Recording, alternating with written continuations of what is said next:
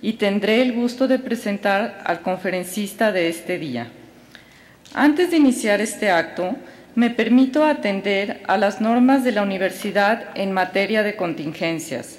Les pedimos a todos los asistentes que en caso de alguna emergencia que nos obligue a evacuar el auditorio, se dirijan sin correr, sin gritar y sin empujar hacia la explanada que se encuentra detrás de ustedes y de ahí a la glorieta de ingreso que se encuentra a su mano derecha.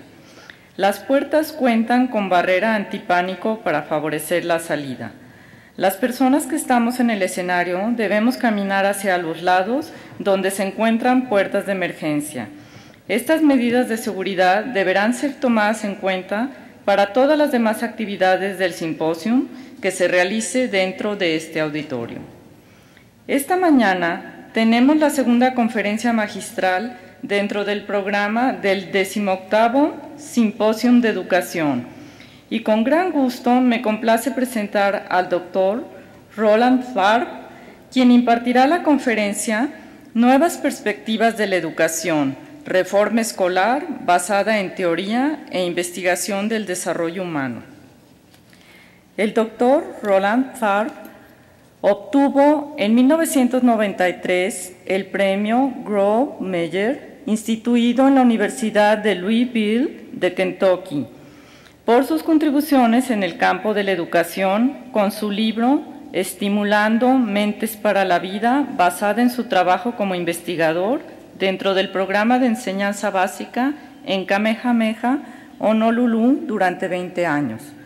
Actualmente es director del Centro Nacional de Investigación sobre Educación, Diversidad y Excelencia, adscrito a la Universidad de California, Campus Berkeley, donde también es profesor emérito e investigador científico de la Facultad de Educación.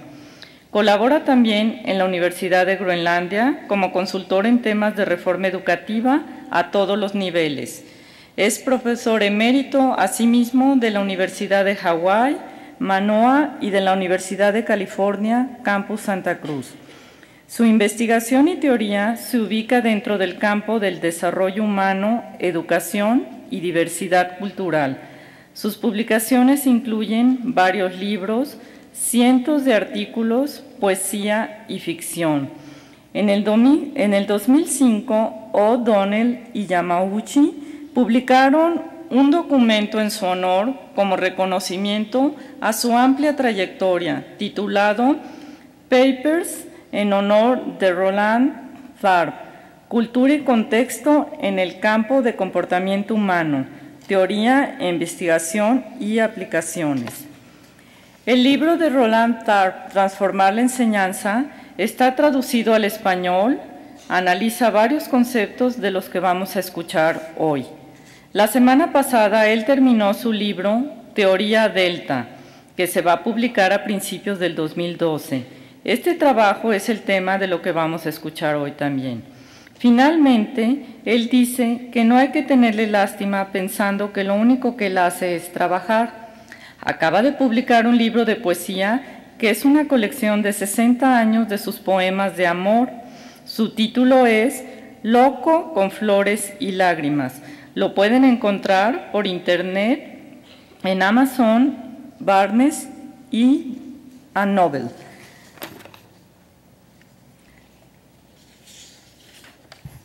Doctor Tharp, nuevamente le damos la bienvenida al ITESO. Les recordamos que una vez concluida la conferencia, habrá una sesión de preguntas y respuestas. Para responder a ellas, solicitamos entregar la papeleta que se les entregó al ingreso al auditorio con su pregunta a las asistentes que se encuentran en los pasillos del auditorio, levantando su mano lo antes posible para que puedan ser clasificadas para su traducción. Procedemos entonces a la segunda conferencia magistral, dejándole el micrófono al doctor Roland Tharp.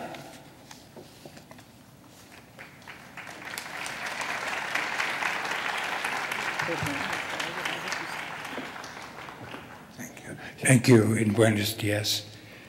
I'm sorry that I do not have enough Spanish to be able to speak to you in your own language, but you are fortunate to have a very fine professional translator who you will be listening to.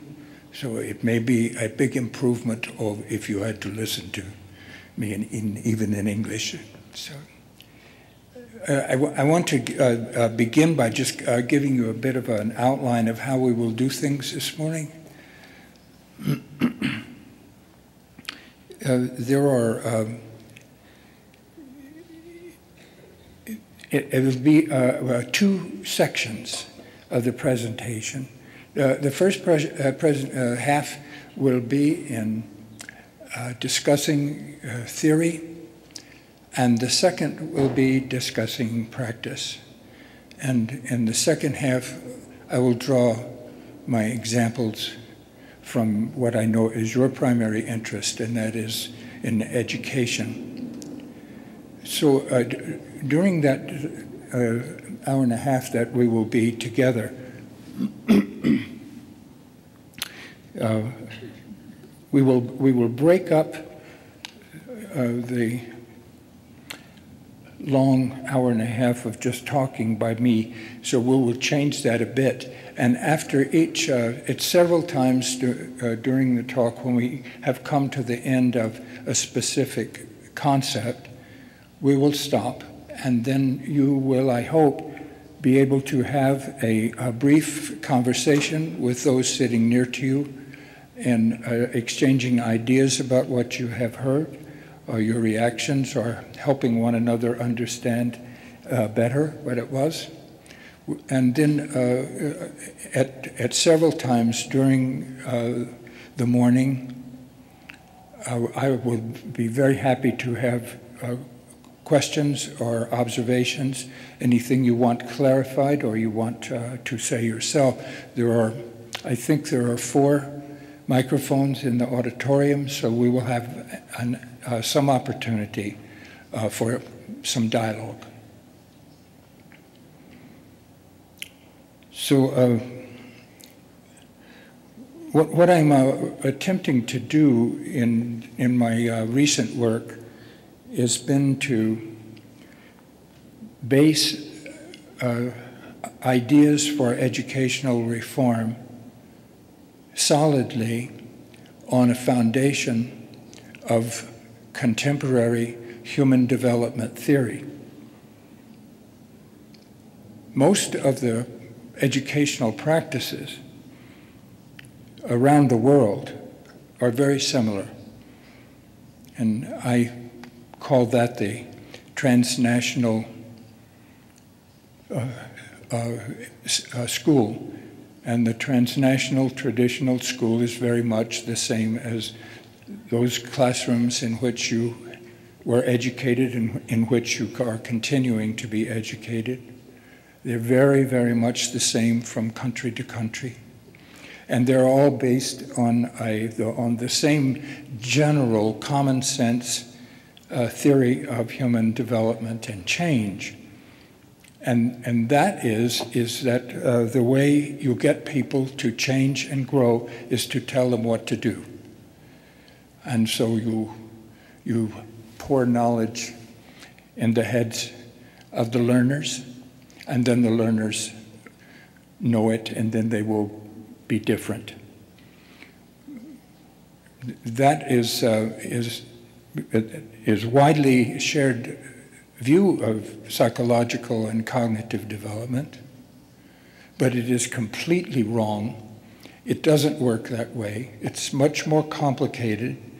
And what I want to do is to present to you first an organized theory that hopes to explain how we use influence with each other in order to get each other to change. And the primary institution, formal institution in which that happens, are schools. But that happens everywhere.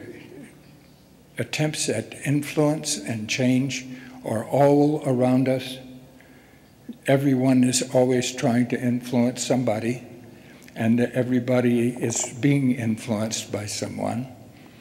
So it's also, I think, a very good idea for us to understand better how influence and change works, if for no other reason than to defend ourselves.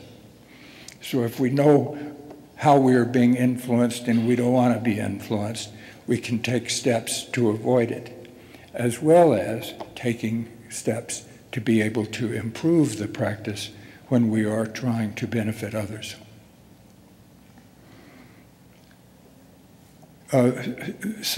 Those of you who have followed my work in previous books, or when I was here 10 years ago, some of the concepts I will be giving you will be familiar to you. Others, I think, will be somewhat newer. What I've been doing after my long career, I realized that I had worked on so many different aspects of theory and change that if I put them all together, I was surprised to see that, my goodness, they all fit. And so I suppose that's unsurprising. But what I've tried to do, therefore, in my most recent work, and the book that is coming out next year in 2012, it attempts to put together all of those concepts. So I hope that when all of these concepts have been woven together, they can be the fabric of a comprehensive theory. And for those of you who find some old threads here, perhaps they'll look bright again when seen in a whole cloth. So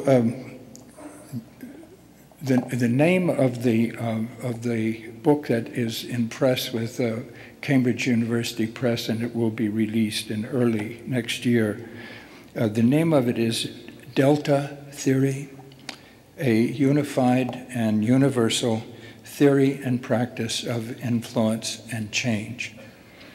So I'll elaborate that a little bit. So what does that mean to think of a unified and universal theory? So I will tell you a bit about what the scope of Delta theory is.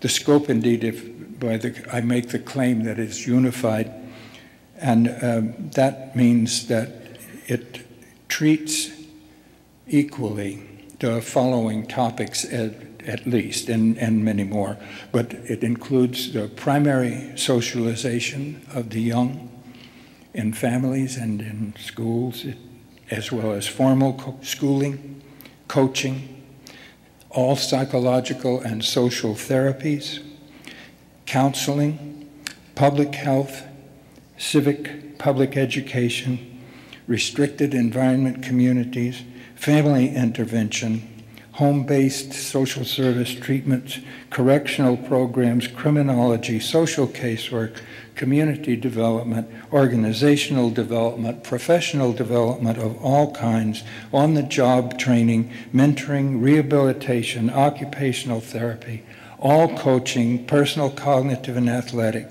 self-help groups and programs.